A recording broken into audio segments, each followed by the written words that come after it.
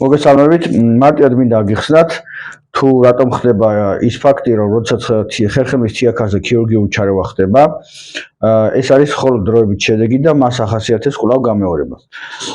ყველაფერი უნდა ვეძებოთ საწყის მიზეზში. ნახეთ, ხერხემალს ახასიათებს თუ მაგალითად დილით გავიზომებით სიმაღლეში და მე საღამოთი შევამჩნიოთ, რომ შედარებით და თქოს დავპატარავდით.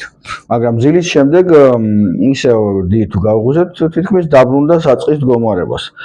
დროთა განმავლობაში ნახეთ, ხერხემალს ახასიათებს დაჯდომა, ეხლა ეს ახლოს რომ მოვიტანოთ, ეს არის ხერხემლის მალები და ჯდება. დანარჩენი მის მიხედვით როგორ შრომობთ, როგორ მოღვაწეობთ, ჯდომით სამსახურია თუ ძიმე ფიზიკური, ეს უფრო და უფრო ქვეითდება და აი მაგათ ორი მალა რო გამოვაცავთ, ხა მაკეტი რო გაჩვენოთ უფრო ახლოს, ხო? ნახეთ, ეს ბირთვი ნელა ჯდება.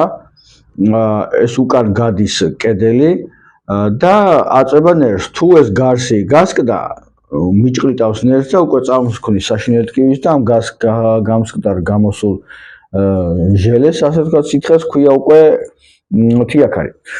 ქირურგიული ჩარევით რა ხდება? ხდება ამის მოკვეთა და ზეწოლის მოხსნა. თითქოს მოიხსნა პრობლემა, მაგრამ პრობლემა ის არის, რომ საწყისი მიზეზი, რაც თქვი, რომ ხერხემალს ახასიათებს დაჯდომისკენ მიდრეკილება, ეს ხო არ მოხსნილა.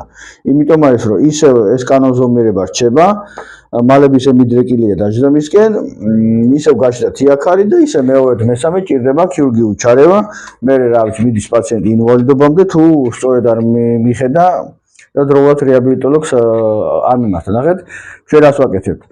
ჩვენ თიაქარს ბუნებრივად არ მოვკვეთავთ, მაგრამ ვაკეთებთ რას? პირველი ტაქტიკა არის ის, რომ რახან ახასიათებს მიდრეკილება დაჯდომისკენ, ვახდეთ მკურნალობით პირველ რიგში გაწელვას. ტაქტიკა არის პირველ რიგში გაწერო, რომ მალთა შორის ზეწოლები მოიხსნას, რომ თუ სამე მიკრო მიდრეკილება მიდის უკვე პროტრუზიისკენ, თიაქრისკენ, ეს მოხსნათ და თუ თიაქარია უკვე გარემო შეუქმნათ იმ უბანს, რომ თიაქრის ადგილზე ისევ შეხორცება აღდგენის პროცესი წავიდეს, იმიტომ ორგანიზმი აქვს თვითაღდგენის უნარი, ეს უნარი რო არ ქონდეს, ყველანაირი მედიცინა იქნება ნოლი.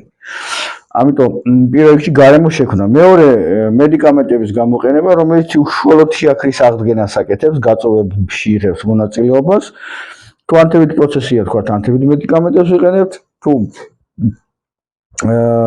ადგილობრივ შეიძლება ფიზიოპროცედურების გამოყენება და ბოლოში სწორი სამკურნალო არჩევნის მიცემა, რომ პაციენტმა ისწავლოს ამ პრობლემის მოგვარება, რომ ხერხემალს არ მისცეს უფლება ქვევით მიდრეკილება, რომ დაჯდომისკენ, რომ ის მალთა შორის ნერვის მოჭრეტვა ისე მოხდეს და ისევ თიაქარი გამეორდეს.